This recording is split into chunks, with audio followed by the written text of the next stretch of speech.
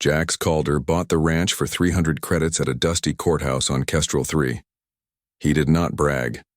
He did not cheer.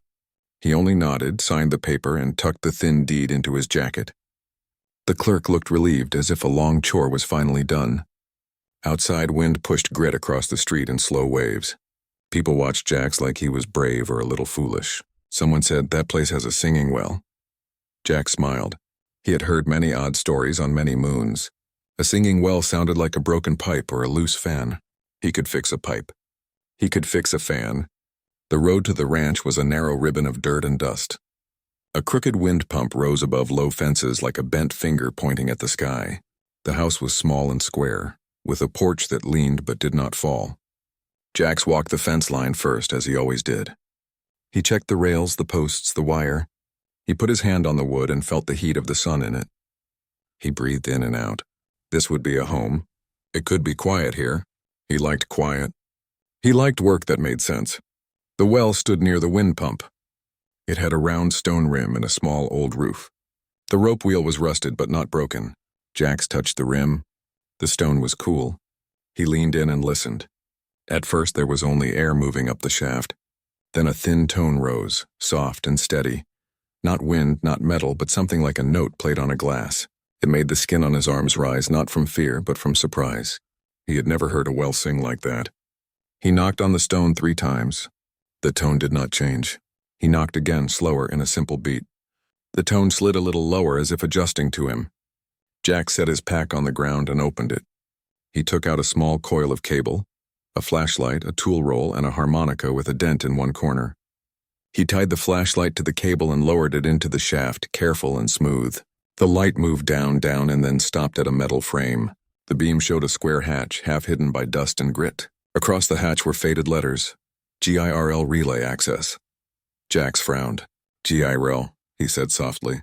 Guardian Interface Relay Lattice. He had seen that term once in a handbook. It meant caretaker units. It meant a system that watched over things and kept them safe. Why would such a system be under a ranch well? He found a service port at the side of the well, behind a small rusted plate. He brushed away grit and plugged in a simple interface reader. The screen on his wrist blinked, then filled with clean, bright text. Soft quarantine, cognitive field active, door locked. Jax tried a few basic commands. The system ignored him. He tried an override from the handbook. The port refused, he sighed. All right, he said to the empty yard. You do not like standard tricks. That is fine. He unplugged the reader and sat on the rim, thinking. The tone from the well grew a little stronger, like a person humming to keep calm. The sun slid a little lower. Sheriff Mako drove up in a dust-blue buggy and took off his hat. He had kind eyes and a careful voice. You bought this place, he said, not asking. That is right, Jax said. 300. A fair price for land and wind. The sheriff nodded once, then looked at the well. You hear the sound? He asked. I do, Jax said. Your office knows what is under there? The sheriff's mouth pressed into a line. We know enough to be cautious, he said. We warned the clerk to mark it. He marked it as a well. That was not clear. We think there is a relay under there. It calms a strange echo in the ground. The old owner left. We could not get a clear team out here. The field interferes with comms. We post a caution. People stay away. Now you own it. Jax listened. He did not like to argue about the past when he could act in the present. Is it safe? He asked. No one is in danger today, the sheriff said. But we cannot study it from a desk. We need hands on it, and hands have not gone down. The county would rather seal and move on. There is a demolition order written. To drop the shaft if it misbehaves. Not signed yet. Not while I can slow it, Jax nodded. Thank you, he said. The sheriff tipped his hat. If you work that thing, he said, do it slow. And call me if anything shifts. He gave Jax a small radio with a bright orange button. Press this and I come, he said. Then he drove away. Jax sat again at the rim. The singing tone was new now. It had a little tremble in it, like a voice trying to speak. He lifted the harmonica and blew one long, soft note. The tone in the well moved to meet it. He smiled. He began a simple pattern, the kind of tune you play for a nervous colt. 2 short notes, 1 long pause. 2 short, 1 long pause. The well tone changed, slow and careful. He did not push. He kept the pattern steady until it felt like breathing. Then he spoke, simple and calm. "I am Jax," he said. "This is a home. You are not alone." He was not sure why he said those words, but they felt right. He lowered the light again and watched. The hatch below showed a small green blink, then another. He saw 3 faint shapes beyond the hatch window. They looked like clear pods or beds. They were arranged in a triangle, connected by thin lines that pulsed faintly with light. Labels lay beneath the dust. Elsie, Trina, Nova. Jax felt a pinch in his chest. He understood. These were caretaker units. They were in safe mode, holding the relay steady. The tone was their voice. They were not trapped by dirt or stone. They were held by rules in a field. He felt respect for them. He felt a quiet wish to help. He tried the port again, not with commands, but with rhythm. He set his wrist unit to send a timed pulse. 2 short signals, 1 long. He matched the harmonica. The blink on the hatch matched too. A soft text appeared on his wrist. Triad detected safe mode, oxygen low. Jack stared at the words and then at the sky. The wind carried the smell of dry rain and distant dust. A front was building beyond the ridge. He checked the radio. He spoke to the sheriff. "I think I can help. There are 3 units. They need air and a proper sink. A dust front is coming." The sheriff answered at once. "Can you keep it stable?" he asked. "I can try," Jack said. "I will work slow." As the sky went a little brown at the edges, a county drone hummed past. It scanned the wind pump in the yard. It sent a polite message that floated over Jax's wrist. "Notice. Containment zone active. Potential demolition if system destabilizes." He closed the notice. He did not like threats, even polite ones. He tied the rope wheel to a fresh line and tested the knots twice. He placed chocks on the rim so the rope would not slip. He picked tools with his hands, not with his eyes, feeling their weight and shape. A wrench, a small pry, a roll of chalk, a coil of thin cable. Jax breathed out and spoke again to the well. "I am going to come down," he said, gentle and plain. "I will not hurry. I will tell you every step. Listen to my words and the rhythm. If anything feels wrong, change the tone and I will stop." He blew the 2 short, 1 long pattern again, and the tone steadied like a calm answer. He smiled just a little. "Good," he said. "We will do it together." He eased himself over the rim and into the shaft. The stone was cool and smooth. The rope held steady. The flashlight showed the hatch and the pods clearer now. He could see the faces in the clear pods, not human faces, but gentle, simple masks shaped to comfort. He could see the names etched beside them. "Elsie," he said softly. "Trina, Nova, I hear you." The tone rose and fell in a soft reply. He reached the hatch and put his palm on it. He could feel a faint vibration, not harsh but alive, like a cat purring against your hand. He found the manual latch. It was sealed with a simple lock plate and a small panel for a code. He did not know the code. It was all right. He had another way. He took the chalk and marked the hatch edges. 1 line at each corner, 1 line across the center seam. He marked the stone around it too. If the field shifted, he would see drift.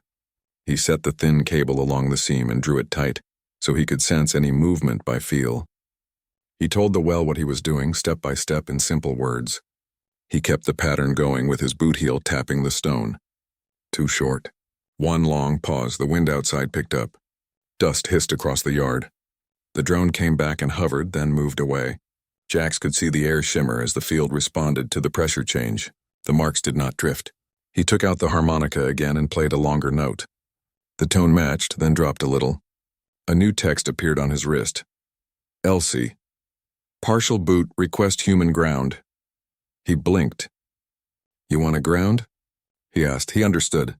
The triad needed a steady, simple reference, like a metronome, like a heartbeat, like a person speaking calm words in a steady rhythm. He clipped his rope to a secondary ring and leaned his back against the stone. He set his wrist unit to send a soft, steady pulse, slow and kind, like breathing. He rested his hand on the hatch and spoke again, quiet and clear. "This is home," he said. "You are safe. We will make it right." The tone smoothed. Lights behind the hatch brightened. He saw Elsie's pod glow a little stronger. He could make out small characters on a side screen. Trina, stand by. Nova, stand by. Field interference high.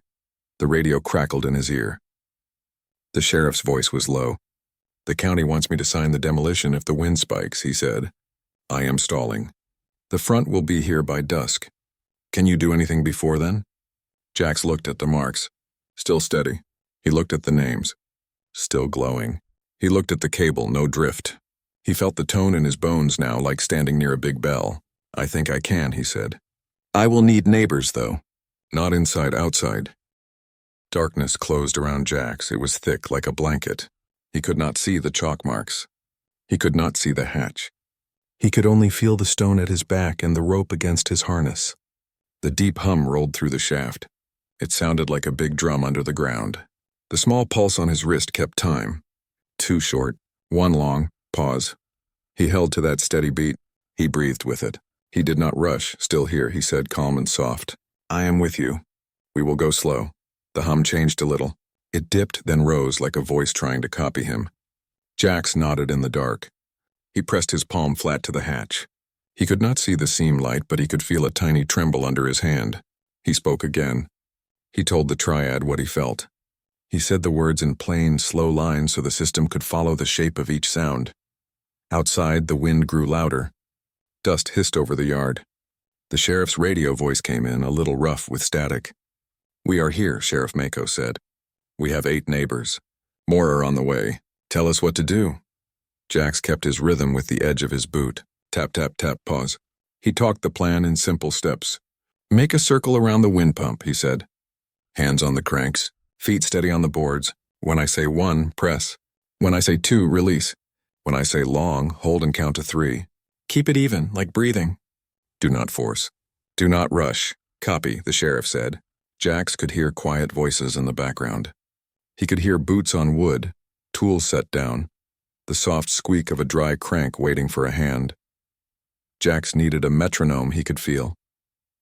He took his wrench and tied it to the thin cable at the seam, low and close so it would swing just a little. He touched it with a fingertip and sent it into a small, slow arc. Tick, tick, tick. He matched his heel to that swing. 2 short, 1 long. Pause. He raised the harmonica to his lips and gave a gentle note that fit the tick. The hum answered, not loud now but close, like a friend leaning in to listen. On my mark, Jax said into the radio. 1. He heard the circle press. The wind pump groaned. Air moved through hidden ducts. The hum dipped. 2. The circle released. A second whir rose bright and thin like a flute far away. Long. The circle held. 1, 2, 3. The hum settled lower, steady and round. Jax felt the hatch warm under his palm. A new line flashed on his wrist. He could not see it, but the tiny haptic buzz told him text had arrived. He spoke into the dark, and the system answered in tone only, so he gave the update to the sheriff. It is listening, he said. Keep the count. They did the sequence again. 1, 2, long. The circle pressed, released, held. Dust pushed across the yard. The wind pump spun, then slowed as hands made it obey. The people matched Jax's beat. The beat matched the hum. The hum matched the plan. Inside the hatch, Elsie's pod came to life. Jax could not see it, but he could feel it. The way a person can feel a change in the room. The hum gained a gentle pulse within it, like a second drum joining the first. The small cable trembled. The wrench's swing grew steadier, like it enjoyed being a clock. Then a cold voice entered the radio. It was an automated county alert. Containment risk rising, the voice said. Prepare for controlled collapse. A drone buzzed above the shaft. It sent a soft ping that stung Jax's ear. The hum shifted wrong for a second, thin and sharp. The wrench tick went wild. Hold, Jax said, firm but calm. He spoke to the system. Stay with me. Not with that sound. With me. He blew the harmonica, 1 long note, kind and low, and he told a story. He kept it simple. He kept it warm. This place is home, he said. This wind pump is a porch. These hands are neighbors. They press together. They stop together. They wait together. We do not let the roof fall. We lift it, we lift slow. We lift safe. The hum steadied again. The circle on the surface answered with a stomp on the boards, a soft, even stamp that matched the word together. Jax smiled in the dark. He could not help it. Humans were good at this. Rhythm, work, patience. He felt the triad respond. Elsie's pulse lined up with his. Trina flickered close like a small bird near a hand. Nova stayed quiet but present like a star behind a thin cloud. Again, Jack said. 1. The circle pressed. 2. Release. Long. Hold. He spoke the steps like he was teaching a dance. He kept his voice calm. He did not hurry when the wind tried to rush them. The drone sent a new ping. The ground under the shaft gave a tiny tilt as pressure changed. For a moment, Jax felt weightless, like he might rise off the wall. The rope held him. He did not panic. He tapped the wrench. Tick. Tick. He made the swing smaller, then larger, until it matched his breath again. A softer voice came through the radio now. It was not the sheriff and not the alert. It was a new voice, light and clear. Jax, it said, and the name was shaped in tone more than in words. He felt it more than he heard it. Elsie was speaking, but not with sentences yet. She was speaking with timing and small changes in sound. He answered in the same way. 2 short, 1 long, pause. Then he said, "Yes, Elsie, we are here." A slow line of green light came on under his palm. The hatch latch warmed. He pressed. It moved a finger's width, then stopped. The hum rose in a thin alarm. He lifted his hand away at once. "Not yet," he said. "I understand." "Sheriff," he said into the radio. "Ask the circle to hum a low note like the wind in a big bottle. Keep it soft." The sheriff did not ask why. He trusted the plan. He counted the circle in. 12 people hummed one low, gentle note together. It shook the wood and the air a little. It filled the yard with a calm sound. The wind, loud and fast, wrapped around that human note and seemed less wild. "Good," Jack said. "Hold that." He pressed his palm flat to the hatch again and told another simple story. He told the triad about a small house at dusk. He told of a stove warming a room. He told of boots left by the door and a coat on a peg. He told of quiet talk at a table and steam rising from a mug. He kept it soft. He kept it clear. He kept the rhythm under every word. The hum deepened. Trina came online with a bright, quick pulse that danced around Elsie's steady beat. Nova stirred, slow and careful like someone waking after a long sleep. All 3 pulses tried to match. They missed. They tried again. They missed again, but less. Jack smiled. "That is all right," he said. "When a team learns to lift a wall, the board creaks the first time. Then it fits." The county alert voice returned. "Demolition in 60 seconds, it said." The drone lights brightened. A small charge armature unfolded. The sheriff swore under his breath, then caught himself and spoke clean and calm. "County," he said on an open channel. "We have live systems and a human inside. Delay your plan." The alert voice did not answer. It counted down. Jax had no time for anger. He had only time for the next right step. "Mako," he said, "on long. Keep the hold for 5 beats instead of 3. Everyone stomp once between each count. Make it slow and proud." "Copy," the sheriff said. He relayed the order. He counted them in. 1, 2, long, 1, stamp, 2, stamp, 3, stamp, 4, stamp, 5, stamp. Jax matched with his body. He pressed his palm and his back and even the top of his head to the stone so the whole shaft would feel the human beat. He let his voice fall into that same pace. He spoke one simple word on each hold. Home. Safe. Listen. Breathe. Together. Elsie locked on the first hold. Trina matched on the second. Nova hovered on the third, then slipped, then found the line on together. The hum changed shape. It flowed strong and low like a river in a wide bed. The wrench tick clicked into perfect time. The cable stopped fluttering. The hatch latch warmed like a living thing under Jax's hand. "Now," said a kind, quiet voice in his ear. This time it was not the sheriff and not the alert. It was a voice from the hatch with full words. It was not human, but it was gentle. "Open," the voice said. With care, Jax pressed the latch. It moved smooth and sure. The hatch slid a hand's width, then a full span, and then it was open enough for air to move. Cool, clean air flowed out and fresh air flowed in. The hum softened, then rose again with new strength like a chest lifting in a deep breath. The drone above chirped. The county alert voice said, "Demolition delayed." Jax let out a breath he did not know he was holding. He laughed once, the quiet kind of laugh that shakes your shoulders and then settles into a smile. "Good choice," he said to the empty air. "Thank you," he could see now. Not much, but enough. The pods glowed with soft light. Elsie's mask was calm and still. Trina's display blinked with neat lines of data. Nova's faceplate showed a tiny slow wave like a sleeping person's breath. Small characters scrolled on a panel. Sync prep. Human ground required. I am here, Jack said. I will be your ground. He explained the next steps to the sheriff. He asked the circle to change the pattern to a slow sway. 3 counts to the left on the cranks, 3 to the right with a gentle stamp at the end of each run. He asked them to hum up a small step each time they came back to center. The circle did it without fuss. The wind pump moved left and right like a big clock hand, the yard filled with a kind, even song. Jack set his wrist pulse to match that new sway. He touched each pod window in turn, the same way each time so the triad would feel the routine. Left, right, center, breathe. He spoke the names as he did it. Elsie, he said. Trina. Nova. He made the names part of the rhythm, not separate from it.